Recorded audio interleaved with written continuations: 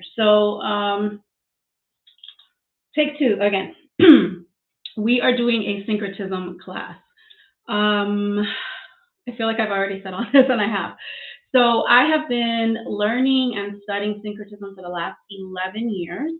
I got my dissertation, or I did my dissertation on syncretism and got my doctorate in philosophy, for those who want the credentials and everything, master's in metaphysical science, and basically I just love information. I love gathering all the puzzle pieces so that I can see the puzzle, get some clarity, some understanding.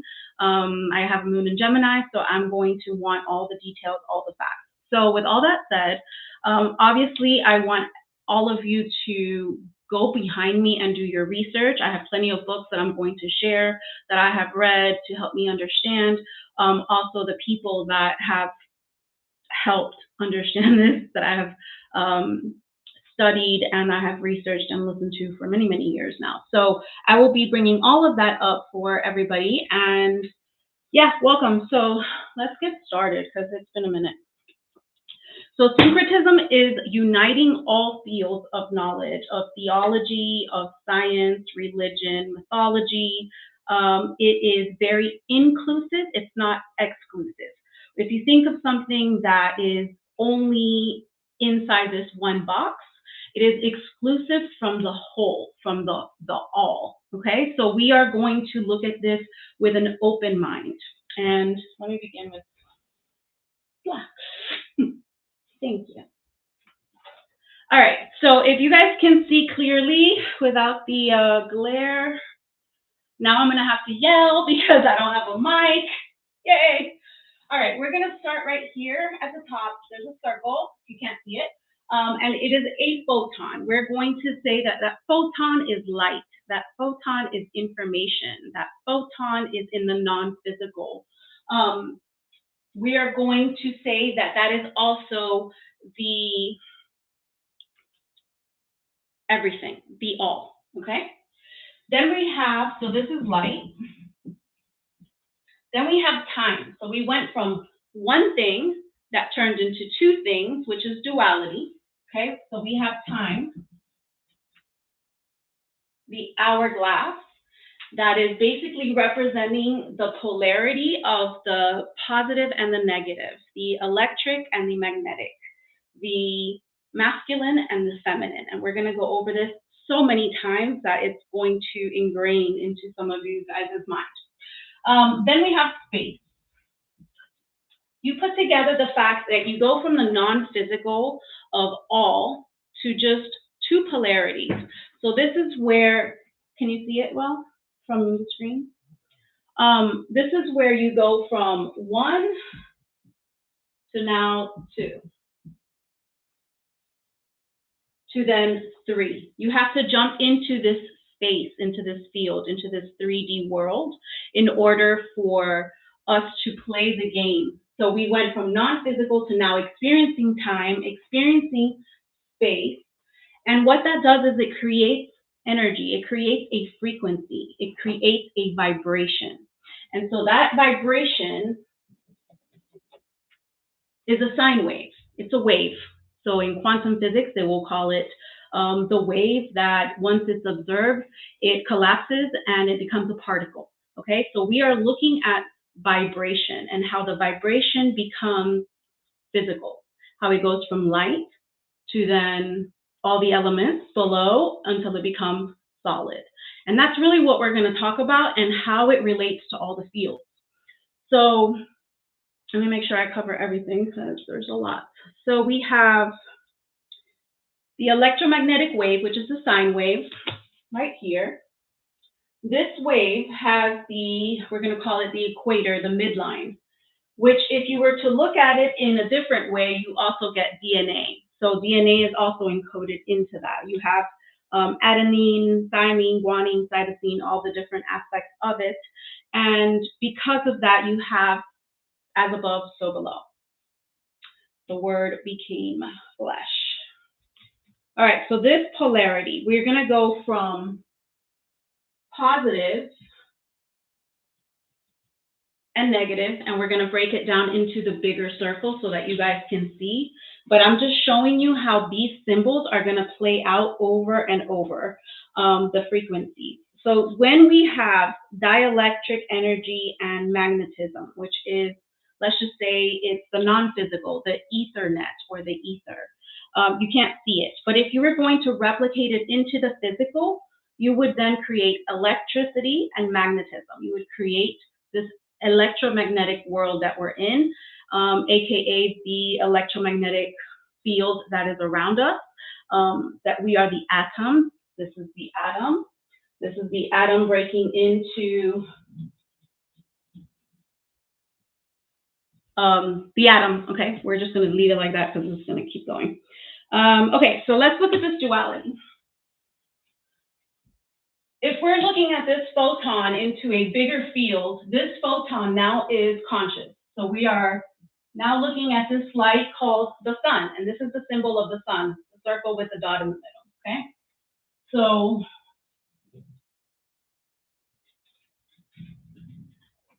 if you feel like taking notes, take notes, but you can always come back, so don't worry about it.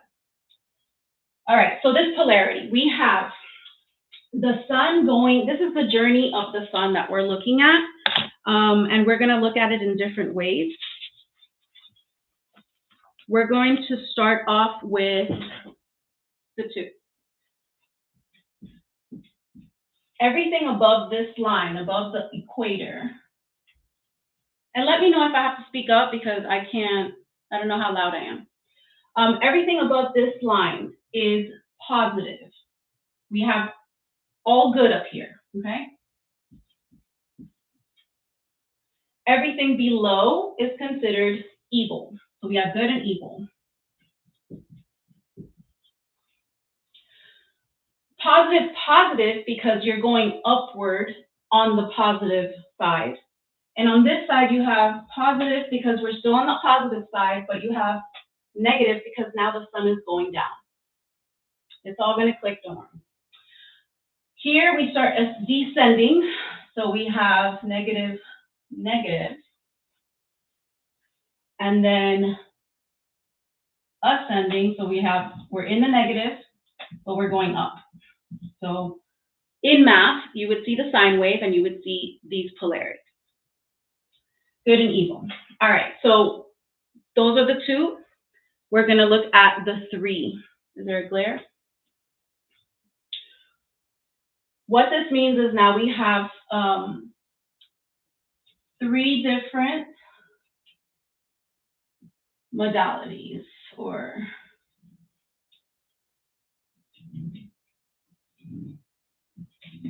oops.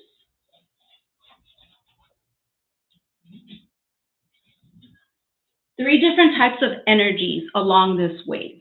And so we're going to talk about the cardinal, which is when, think of a hose and think of the water spitting out of a hose.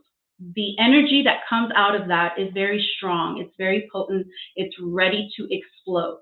So that's going to be a cardinal sign because it's opening the energy to a new energy, opening the door to a new energy. So for example, right here, we have a cardinal sign, a cardinal energy, because it's opening up spring. So right here, we have spring, summer, fall, and winter. And we're going to break it down even further.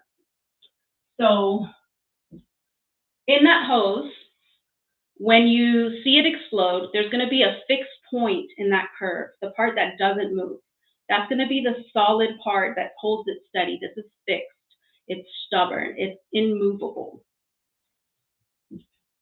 And then you have mutable. So then you have the water that's sprinkling down from the hose. This is the part that mutates, that falls into different forms wherever it wants. It's basically adapting to where it lands. So you see that three, that triplicity around the entire circle, okay? So this is still that light, that energy that we're talking about.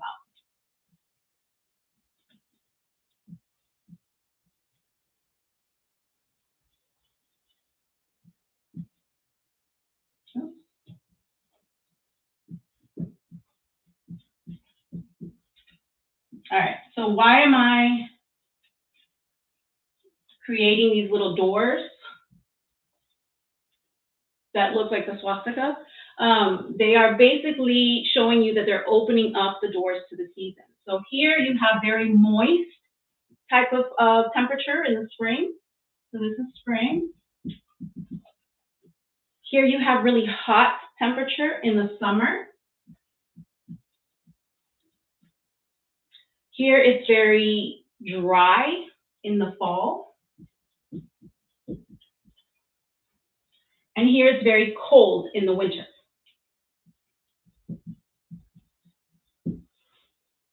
All right, so in the wintertime, this whole bottom part, which is also known as the underworld, it's also known as hell.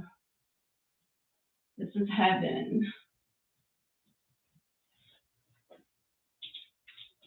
In Spanish, for example, winter is invierno, and it's also looked at as inferno.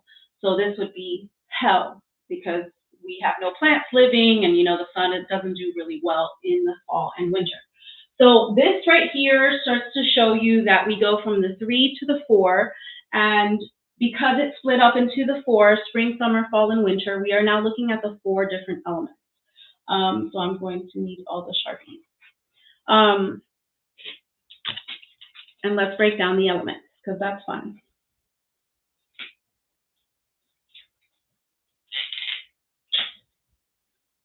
My Vanna White.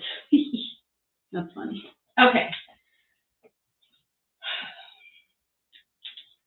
All right, so why do these 4 elements matter? Because they are within that first energy, within the light. This, again, like it's above, it's also below. This is also man, which we're going to go over. So this is how we start differentiating. We have fire right here, earth, air, water, and repeat, fire, earth.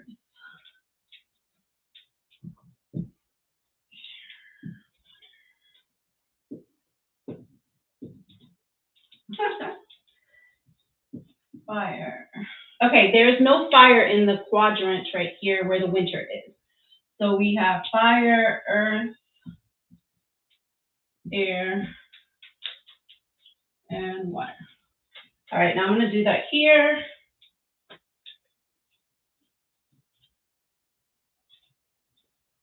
Can you even see it? Earth. No. You can't see this? No. How about now? It's better. Air and fire. All right, so we have earth, water, air, and fire. And these 4 elements, I'm going to come closer so that you can see me. I'll just show you right here. That closer? Yes. I'm going to have to move the entire thing. Woohoo!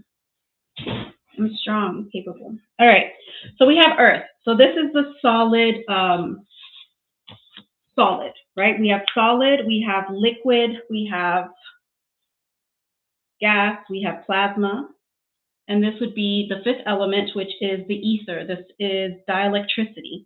The same thing can be looked at as carbon, hydrogen, oxygen, nitrogen, and consciousness. This is that circle that we're looking at. This is consciousness, which is within all of us, or within and without all of us. We have, if we're looking at consciousness states, the frequency state, we are looking at beta, alpha, theta, delta, gamma, okay? So these are elements that are within every single thing, within us, within life, within our time. And so this is also, besides spring, summer, fall, and winter, it is also the ages, the epochs, the eras, the yugas, however you want to say it, but it's basically the golden age, the bronze age, the silver age, the iron age.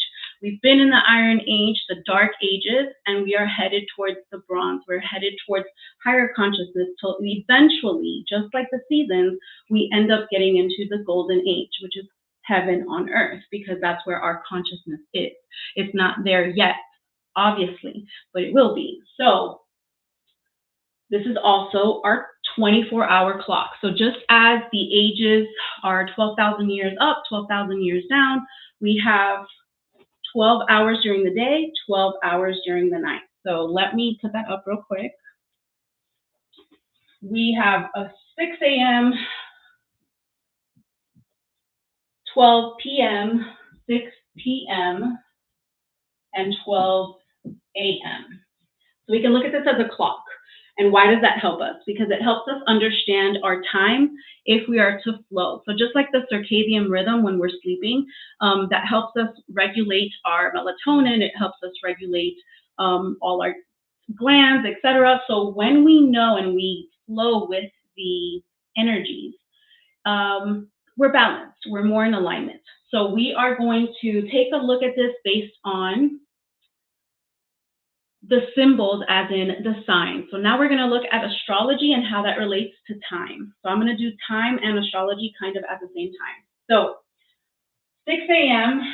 is the beginning of the day, and that's where Aries is occupied, right? So we have Aries on March 21st, 0 degrees, and we have Aries. So at 6 a.m., between 6 and 8, this is the time, again, that cardinal sign where you're ready to get up. You're ready to do your thing. It's ready to start the day. Then we have Taurus, where you start getting things done. So here we have 8 to 10 a.m., where you start doing things, getting ready, starting your day, whatever it is that you do, because it's a doer. Then we have Gemini. Gemini are the twins. They are the communicators. And so that's a great time to have meetings between 10 and 12 in the morning, to gather, to talk, to socialize, etc. Here between 12 and 2, we have Cancer. Okay? And Cancer is the emotional, nurturing, make sure you have your food, make sure that you're taking care of the mother. And so between 12 and 2, you are making sure that you're taking care of yourself. Then we have between 2 and 4, Leo. And that is probably the prettiest one I've done out of all of them, just because it's my time. Okay, Leo between 2 and 4, that is when you want to go outside and experience the sun, because that is ruled by the sun and the time when children go out and play. Think about it, if you're at work, that's usually the time where you're getting bored or getting antsy, because you should be out in the sun at that point. 2 and 4, have fun, etc. Okay, between 4 and 6, you have Virgo. And that is getting all the little details together. I'm organizing all my things. I'm packing up. Did I finish all the things I needed to do for the day? What do I need to do to get ready for the night, etc. Dot all the I's and cross the T's. Then we come over here to 6 p.m. This is, again, now it's leading us to the nighttime. It's leading us to a whole different energy, and we have Libra there, where the sun sets. It actually looks like the sun is setting. So we have between 6 and 8 p.m. getting balance. You know, what did I do in my day? How do I balance that with my night? Relationships, the family gets together. This is a more balanced, harmonious, I want to be peaceful type of energy. Then we move from 8 to 10, and that's Scorpio. So that is a great time for playtime if you're in a relationship. Then we have, or deep conversations. Then we have Sagittarius, where the deliverer is taking you into the night realm. So you're going from the same thing, beta, alpha, theta, gamma. You're going into a deeper sleep. Okay, so we have Capricorn here. You're already asleep, but he's the goat. He's the one that's moving up into the consciousness.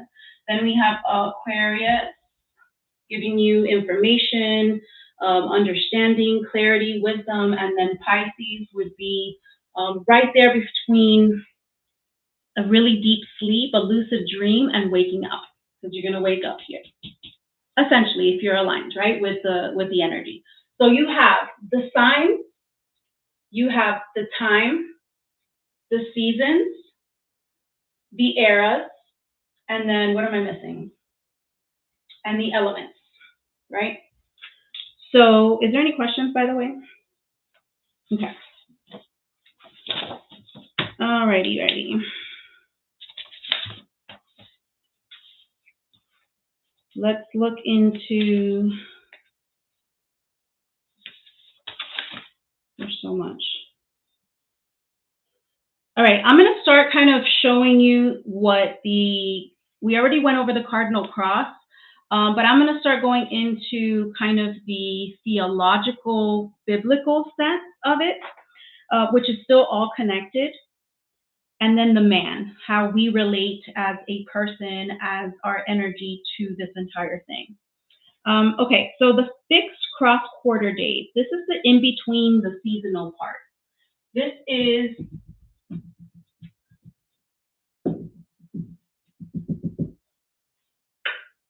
okay, so these are the fixed ones that are holding the season down. So we have the bull, which is earth, stability. We have endurance, material gain, etc. And then we have the lion over here, which is courage, creativity, vitality. That one's fire. We have Scorpio over here, which is also the eagle when you look at it into lower versus higher. We have, and that's water, so that's transformation and depth. And then we have the man right here, which is the air sign, which is our intellect, it's our awareness. So each of these elements are also going to represent our physical nature, our emotional nature, our mental, our spiritual, and the will, right? So as we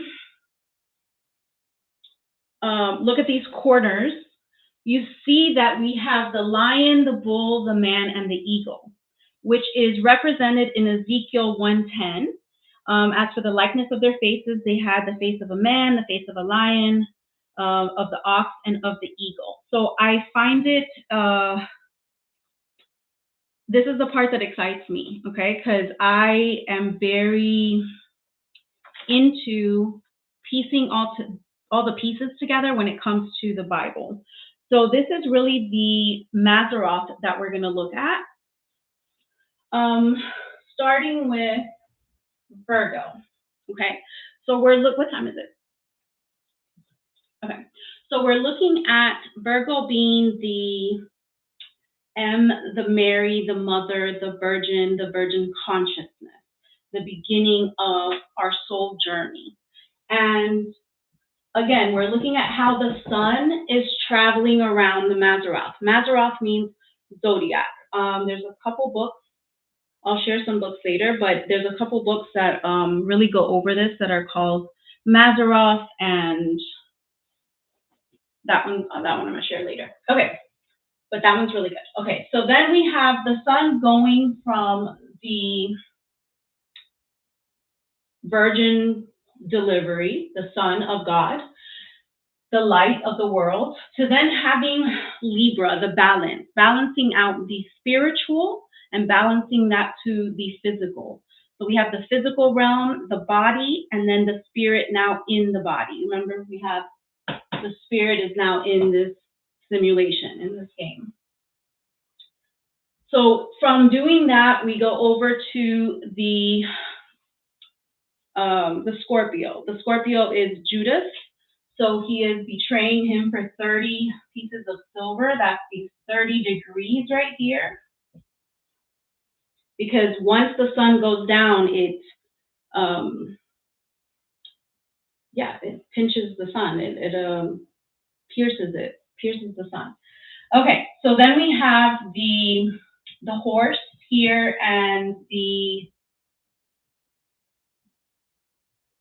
goat. So this is pretty much what you call the manger. So it's in between the horse and the goat. And we have December 21st here. Okay, so we started with September 23rd, Now the sun has made its way down to December 21st, the winter solstice. This is when the sun stays still. So the sun is crucified. There is a constellation named Crux. This is where the sun passes, okay? And you see that a lot in churches where you have the cross and then the circle. So the sun is getting crucified on that constellation. For 3 days, it doesn't go up in degrees. It stays at 0 degrees. It just moves sideways, just like it does up here, okay? And then on December 25th, the sun begins to make its way back up. The trajectory starts to go back up again. So we are looking at the sun based on what we see, based on the analemma. This is the shape of the sun that you see in the sky from all the months, okay? So we have the birth of the sun during Capricorn. We have 30 days later, 30 degrees, where he met the waterman, or John the Baptist.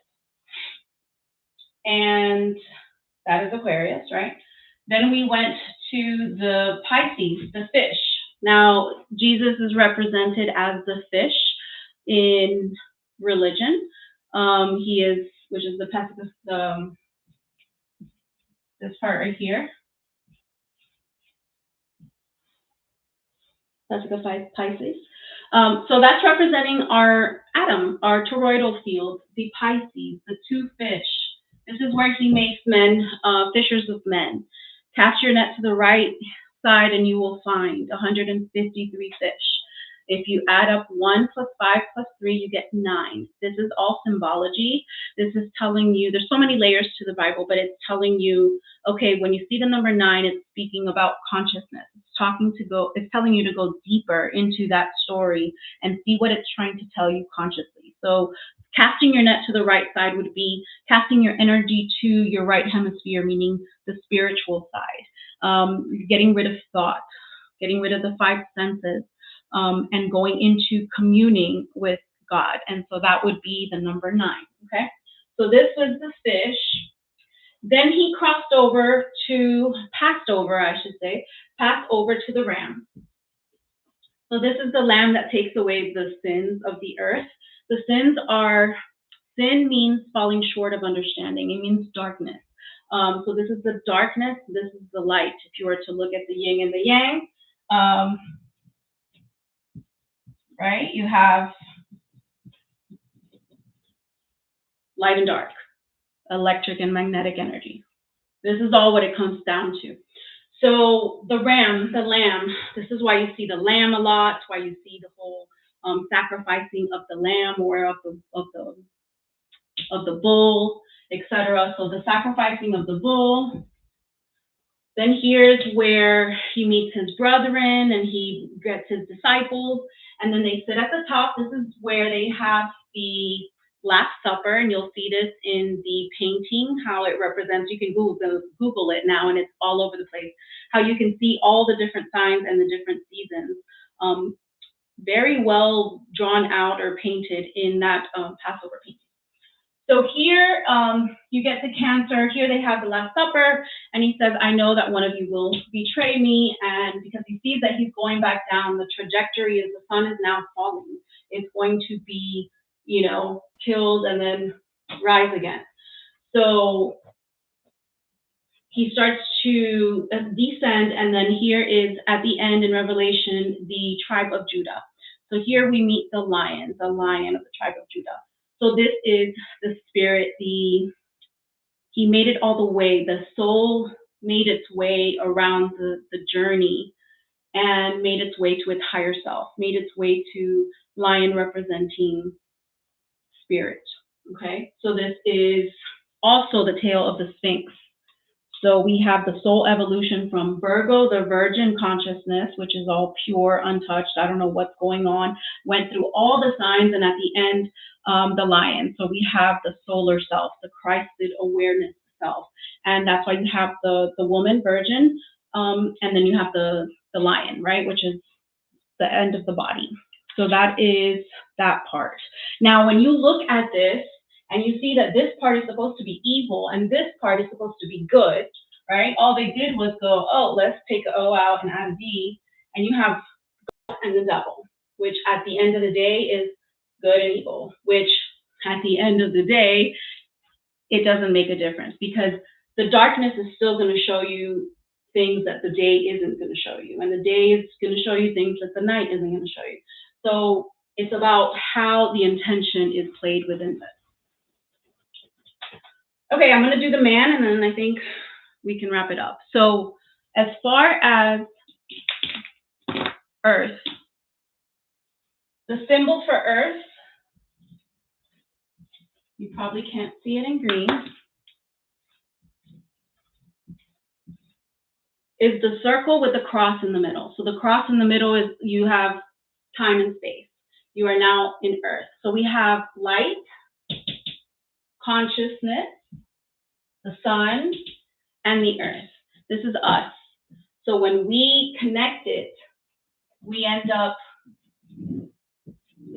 embodying the fact that our consciousness is within us, within our physical reality. So when you look at this as a toroidal field, as an atom, as an energy, a big ball of energy, we have at the heaven part, we have our head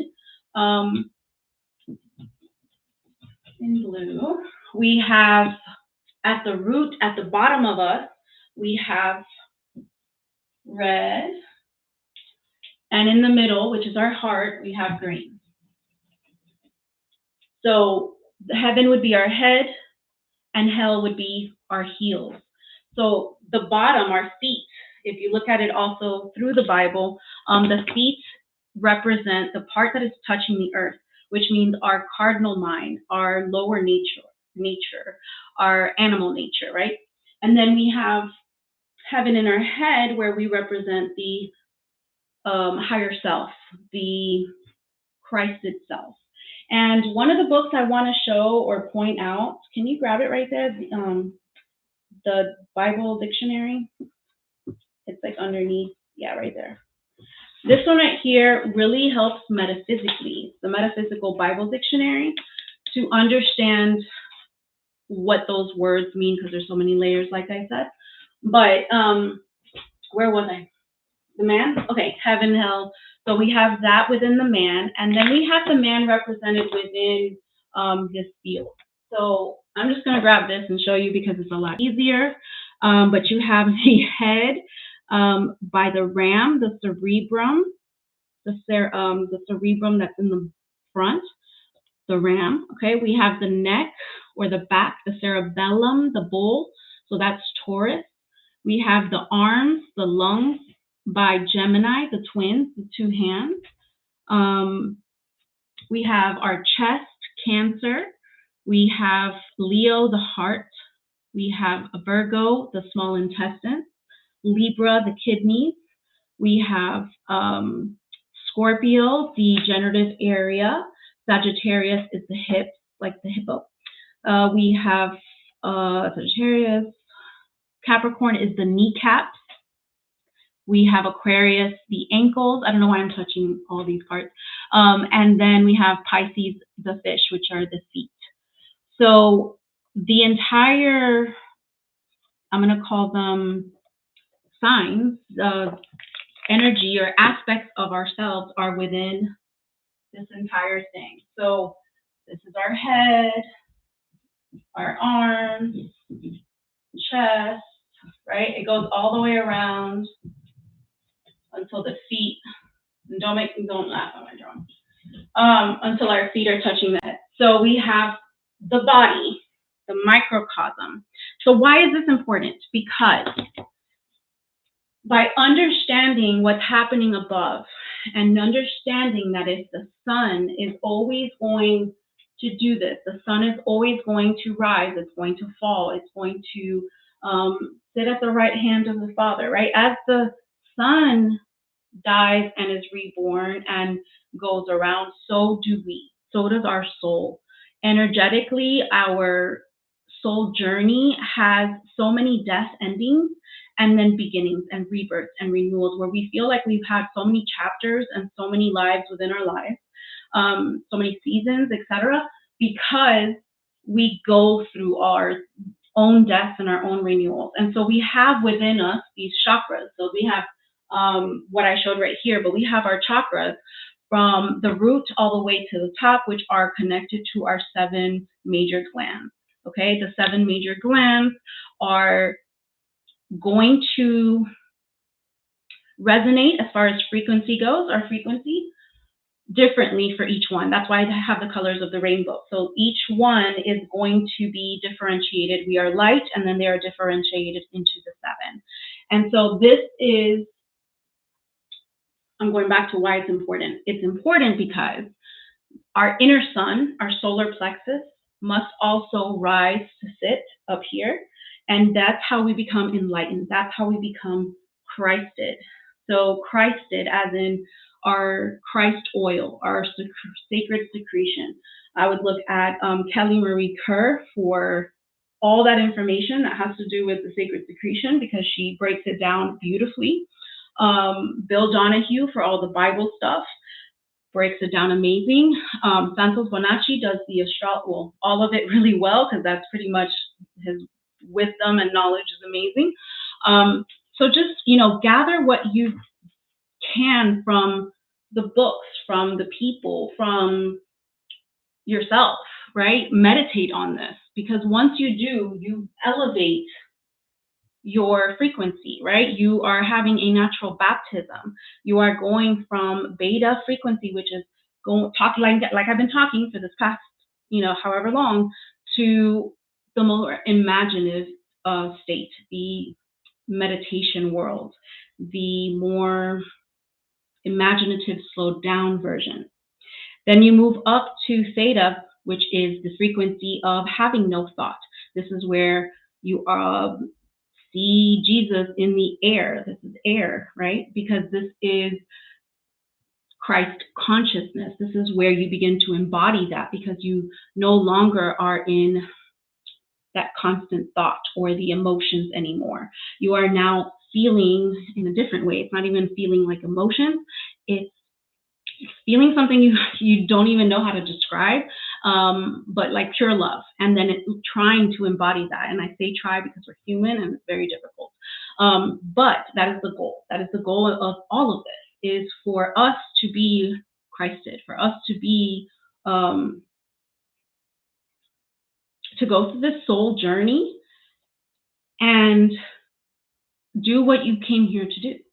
And I'm saying that because I do soul mapping sessions, and I take a look at what part of this, it looks so messy, what part of this your soul is in. Like, are you in a space of spring? Are you in a space of summer where you're loving everything and everything is great, or you're burning out, or your ego is like growing?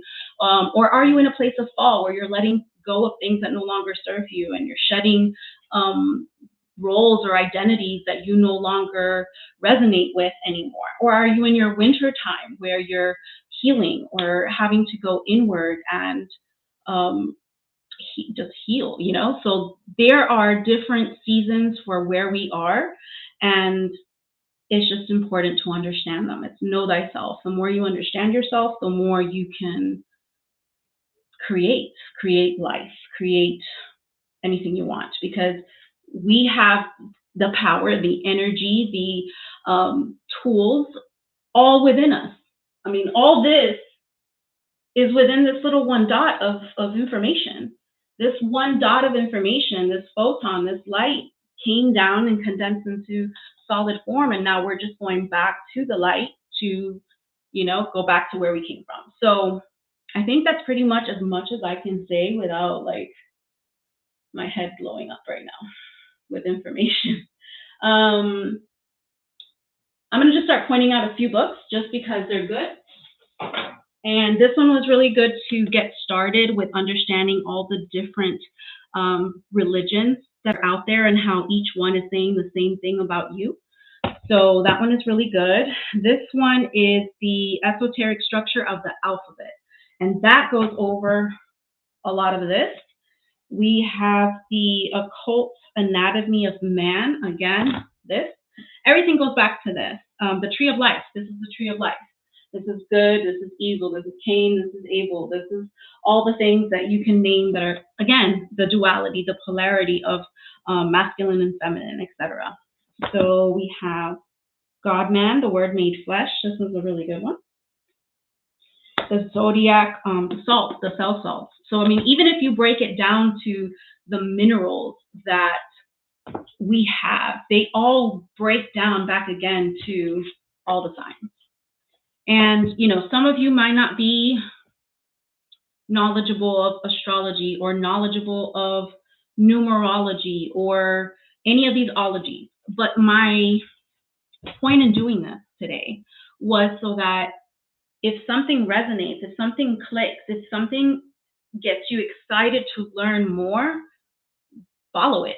Follow the excitement. See where it takes you. See what you learn. Because that's what I've been doing for the last 11 years. And I have gathered so much information that now I'm here sharing it. And again, like I said before in the beginning, this is something that you can go back and research and do for yourself, that you can meditate on. Don't take my word for it. I'm just here to share. So I hope that it helped. I hope that you got some new puzzle pieces for your game of life, and that maybe if there's any questions or I go back and I see that I missed anything, I might do another part 2, this time with a better mic. And yeah, do I have any questions or anything? All right. Thank you guys for watching, and now I have to figure out how to get out of here. Peace.